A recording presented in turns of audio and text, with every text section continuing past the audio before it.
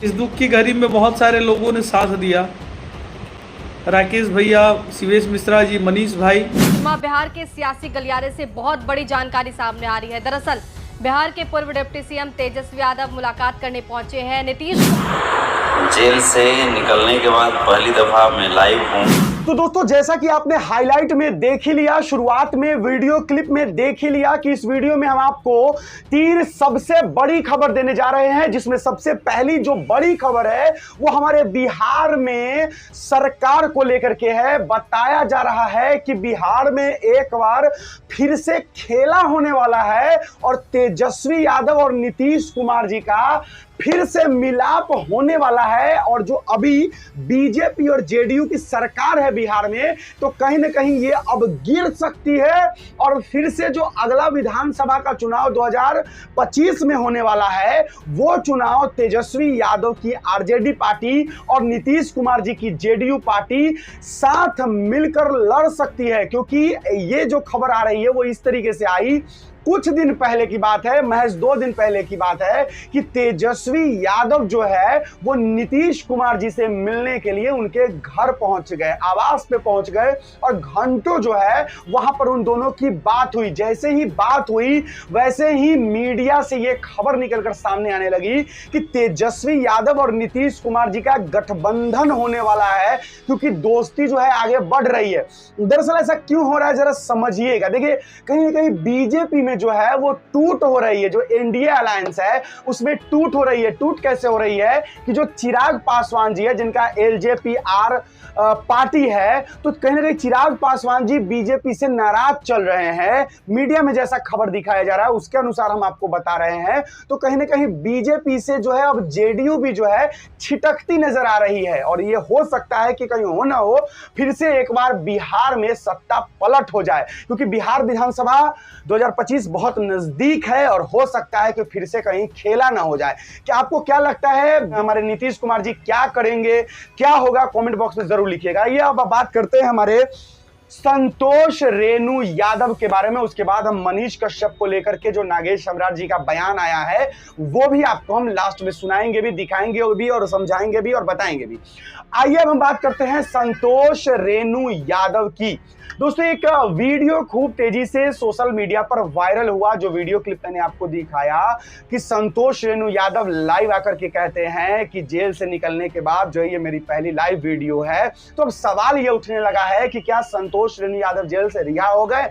चलिए, सबसे पहले तो हम आपको वो वीडियो क्लिप दिखाना चाहेंगे जो तेजी से वायरल हुआ है। उसके बाद हम आपको बताएंगे कि संतोष रेणु यादव सच में जेल से रिहा हुए हैं या फिर ये एक अफवाह है। पहले वीडियो क्लिप देखिए। जेल से निकलने के बाद पहली दफा मैं लाइव हूं आप सबके बीच। शंकर कुमार लिखते हैं series come back, love you love you love you. शेर आप सब हैं और आप सब की आन बान की जब बात आती है तो फिर किसी भी हद तक गुजरने के लिए मैं तैयार रहता हूं। बस आप सब ऐसे ही प्यार करते रहिए और सत्य की जीत होती है। मुझे बाबा साहब भीमराव अंबेडकर की लिखित संविधान और न्यायपालिका पे मुझे भरोसा था कि मुझे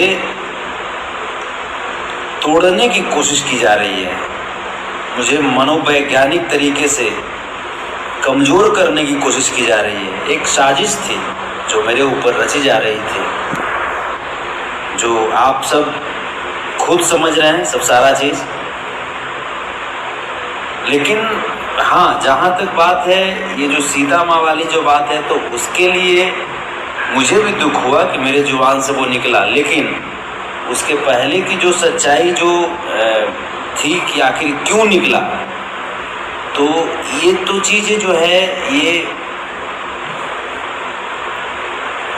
तो हम ही जान सकते हैं ना, क्योंकि हम तो रिकॉर्ड नहीं कर पाए थे। अब दिन भर में आता है 500-700 कॉल आता है और मेरा आदत कॉल रिकॉर्डिंग करने का नहीं है।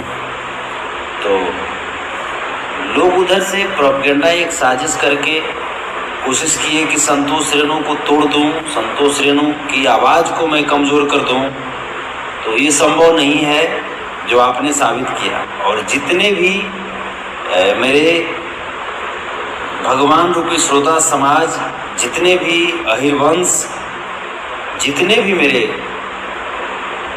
सपोर्टर, मेरे सहयोगी, चाहे देश के विदेश के किसी कोने से हों, आपने बढ़ चढ़ करके अपने भाई को सपोर्ट किया। चलिए दोस्तों, आपने वीडियो क्लिप देख लिया तो अब हम आपको बता देते हैं कि दरअसल ये जो संतोष रेणु यादव का ये लाइव वीडियो वायरल हो रहा है, ये दरअसल अभी का नहीं है, बहुत साल पहले की है। संतोष रेणु यादव कई बार जेल जा चुके हैं और वो जब उस बार जेल से बाहर निकले थे तब की ये वीडियो क्लिप है, तब वो लाइव आए थे।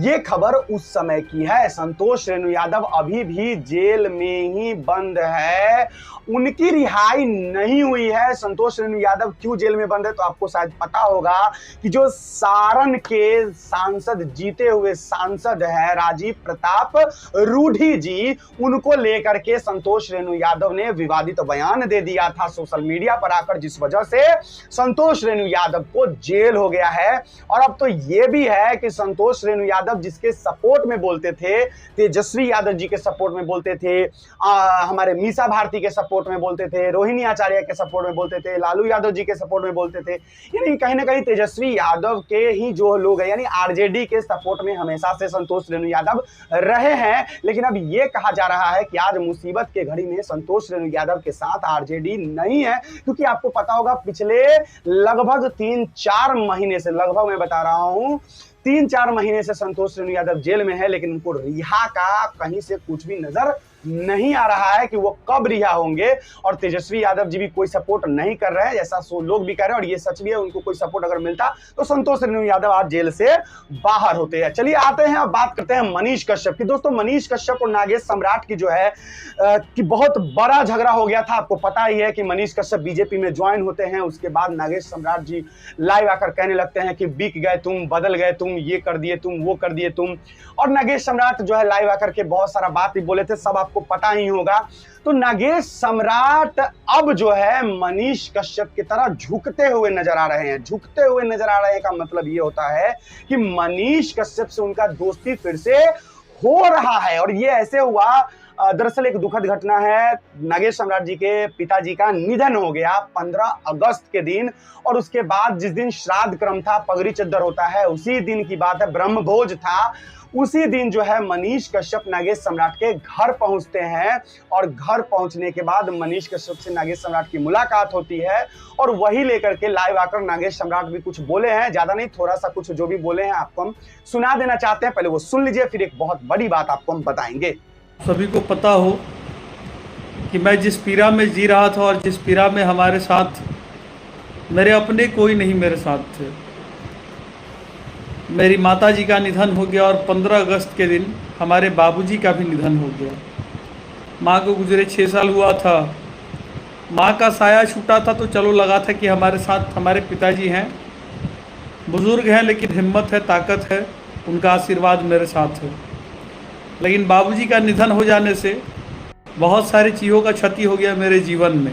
जो मैं कुछ करना चाहता भी था वो भी अब लगता है असहज जैसा महसूस होता है। कहे जाते हैं ना कि कितना भी बुजुर्ग अगर एक पिता घर में है तो हिम्मत मिलता है आप सभी को।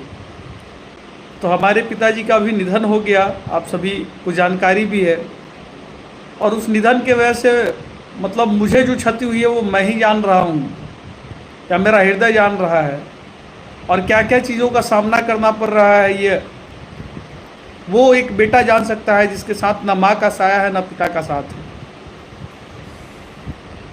आप सभी को मैं बता दूं कि जिस संघर्षों की घड़ी में मैं परेशान था, तो एक साहस मिलता था कि चलो मेरे पिताजी हैं। लेकिन इस संघर्ष के बीच में हमारे पिताजी नहीं रहे, तो एक दुख का विषय है मेरे जीवन में कि बड़ा तकलीफ से हम पले बड़े संघर्षों में पले बड़े, फिर भी अपने माँ पिताजी का आशीर्वाद लेके चलते थे, ज़िंदगी जी रहे थे। इस दुख की घड़ी में बहुत सारे लोगों ने साथ दिया। राकेश भैया, शिवेश मिश्रा जी, मनीष भाई, सारे लोग आकर के, श्याम कुणाल जी, बहुत मतलब मैं अपनों का नाम लूँ, सूरज मिश्रा जी, कितने लोगों का नाम लूँगा वो कम पड़ेगा। अभिषेक भाई, नंदन जी, बहुत सारे लोग हैं। मतलब यही तो मैंने जीवन में सोचा नहीं था कि मैंने कुछ कमाया है, तो यही लोगों का प्रेम कमाया है। चलिए दोस्तों, आपने सुन लिया, समझ लिया। तो इस तरीके से कहीं ना कहीं मनीष कश्यप जो है, नागेश सम्राट जो है, इनकी दोस्ती कहीं ना कहीं अब लगती कि फिर से हो रही है, झगड़ा शांत हो रहा है। लेकिन कहीं ना कहीं मनीष कश्यप के और भी कई दोस्त, अनिकेत रंजन जी है और बाकी बहुत सारे और भी दोस्त हैं जिनको मनीष कश्यप का साथ देना चाहिए। अब देखना ये होता है, क्योंकि मनीष कश्यप ने तो ऐलान किया है कि विधानसभा का चुनाव जो अगले साल 2025 में वो चुनाव लड़ने वाले हैं, किसी भी हाल में लड़ने वाले। लेकिन जब तक दोस्त साथ नहीं देगा तो क्या मनीष कश्यप चुनाव जीत पाएंगे? अब ये तो समय ही बताएगा कि क्या होगा।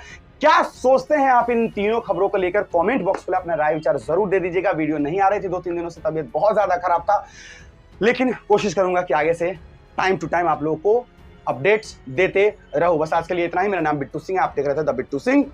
जय श्री राम, हर हर महादेव, जय बिहार, जय हिंद।